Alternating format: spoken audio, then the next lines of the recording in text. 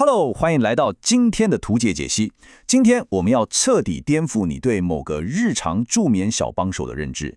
我们很多人都在追求一夜好眠，但老实说，我们常常用错了工具。这份解析的重点就是要带大家重新认识，并且真正用对褪黑激素。这不仅仅是为了睡觉而已哦，而是为了真正修复、重置我们的睡眠结构。准备好用科学知识来武装自己了吗？我们直接开始吧。你有没有遇过这种情况？为了好好睡一觉，你吞了一颗褪黑激素，满心期待能自然入睡。结果呢？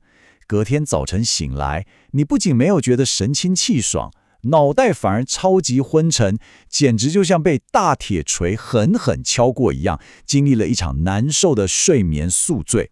这绝对不是自然休息该有的感觉，对吧？好，那我们就马上进入正题。为了帮大家建立一套精确的生理时钟调教法则，这是我们今天的路线图。第一，我们会破解安眠药迷思；第二，揭开剂量与品质危机；第三，教你精准调时差法；第四，点出隐藏危险与禁忌；最后，带你实现终极睡眠重置。首先，第一部分安眠药迷思，我们必须先打破一个最普遍的严重误解。很多人以为褪黑激素是一种强效的天然镇定剂，吃下去就是为了把你敲晕。其实完全不是这样。褪黑激素是大脑松果体分泌的一种信号，与其说它是把你敲晕的大铁锤，不如说它更像是交响乐团指挥家手中的那根指挥棒。当环境变暗，它就会像生物钟响铃一样，发出黑夜已经降临的信号。它会引导你的身体降低核心体温，放慢心跳，温和地让你的节律进入放松状态，而不是粗暴地强迫你关机。既然它只是个信号，那为什么我们常常越吃越糟？这就来到了第二部分，剂量与品质危机。现代人无所不在的手机蓝光，或是常出国跨越时区，常常让生理时钟大乱。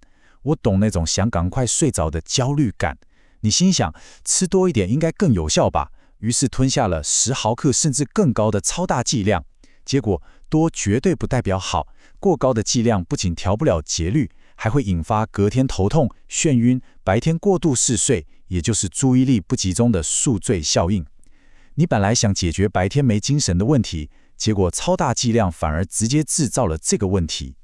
现在这张图表上的数据真的会让你吓一跳，负83% 到正478%，这是什么概念？因为褪黑激素在很多地方只被当作一般的膳食补充剂，缺乏严格监管。研究发现，你买到的市售产品瓶子上写的剂量跟药丸里实际含有的剂量落差超级夸张。你以为吃了一点点，搞不好实际吞了快5倍的量，或者你以为吃了够多，结果根本不到标示的2成。等等，剂量不准还不是最糟的哦，因为缺乏监管，许多劣质产品在制造过程中会产生化学污染。研究人员甚至在部分产品里验出了危险的血清素前体污染。随便乱吃这些低品质的补充剂，等于是让自己暴露在未知的化学风险之中。这绝对要提高警觉。